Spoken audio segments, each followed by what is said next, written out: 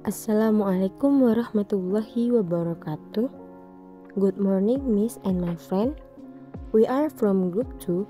We want to present about language, identity, and intercultural communication. Before that, we want to introduce our group. The start from name Fitri Destian as speaker 1 and moderator. Kairinisa as speaker 2, Diva Aulia Arianti as speaker 3, and Usi Dalasari the last speaker. Okay, the first material explained by Fitri Destian. Okay, the first material I will explain is about the definition of language, identity, and intercultural communication. Language is defined as a domain that views vocabulary, grammar, and the verbal aspect of culture as described by Paul Friedrich and further developed by Michael Agar. And identity is viewed as a multifaceted construct that individuals recognize and negotiate during intercultural interaction. And the intercultural communication refers to the process through which individuals from different cultural backgrounds draw on their cultural conceptualization to construct, interpret it, and negotiate meaning during interaction.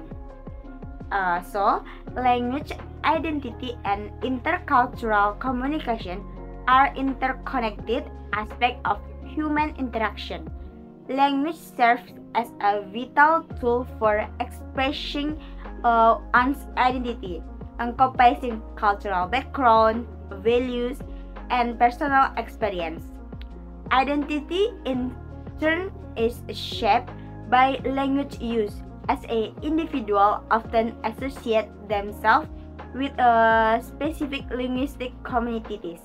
That is definition about language, identity, and intercultural communication. Baik, kita move pada slide keempat, yaitu the study of intercultural communication is essential for understanding the complex relationship between language, thought, and culture.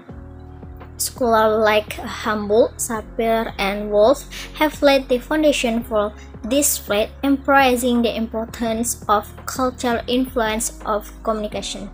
Di sini tuh maksudnya, kajian mengenai komunikasi antar budaya sangatlah penting untuk memahami hubungan kompleks antara bahasa, pemikiran, dan budaya. Sarjana seperti Humboldt, Sapir, and Wolff telah meletakkan dasar bagi bidang ini, menekankan pentingnya pengaruh budaya pada komunikasi. Apapun itu komunikasi yang berupa bahasa, pemikiran, dan budaya sangatlah berkaitan. Apakah bahasa bisa disebut budaya?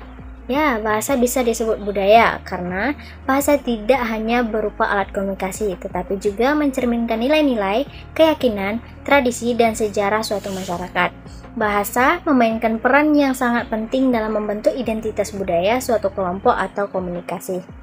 Selain itu, melalui bahasa, kita dapat memahami cara orang berpikir, berinteraksi, dan memandang dunia di sekitar kita. Oleh karena itu, bahasa sering dianggap sebagai salah satu aspek paling khas dari budaya suatu masyarakat. Nah, apakah komunikasi juga budaya? Ya, komunikasi juga merupakan bagian dari budaya. Cara orang berkomunikasi baik melalui bahasa lisan, tulisan, bahkan bahasa tubuh, tercermin dari norma-norma, nilai-nilai, dan praktik-praktik budaya mereka.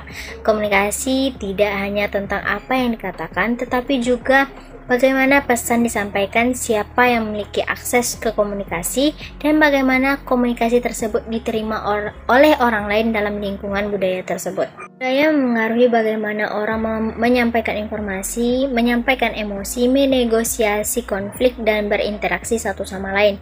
Misalnya, dalam budaya tertentu, mungkin ada preferensi terhadap cara berkomunikasi yang lebih langsung atau tidak langsung, formal atau informal, ekspresif atau lebih kalem.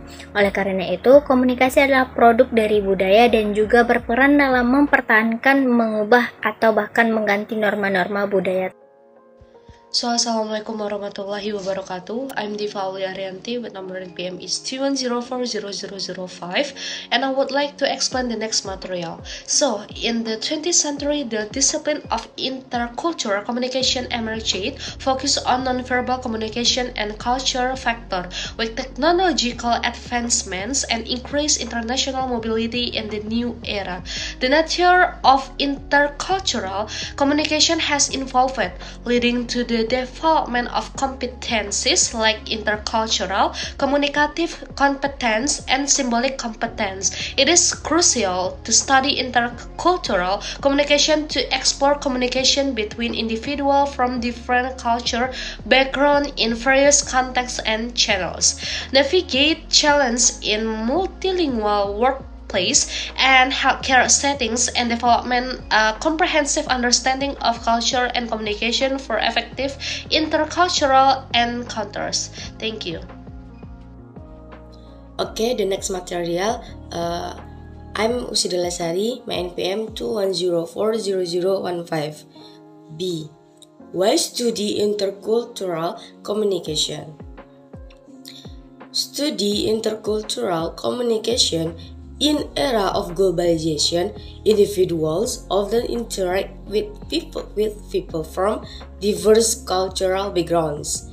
Understanding intercultural communication provides the skills to navigate and thrive in this interconnected global environment.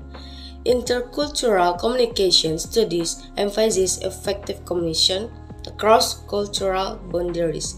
This not only improves language proficiency, but also harnesses the ability to convey ideas, negotiate, and collaborate with individuals from different cultural backgrounds.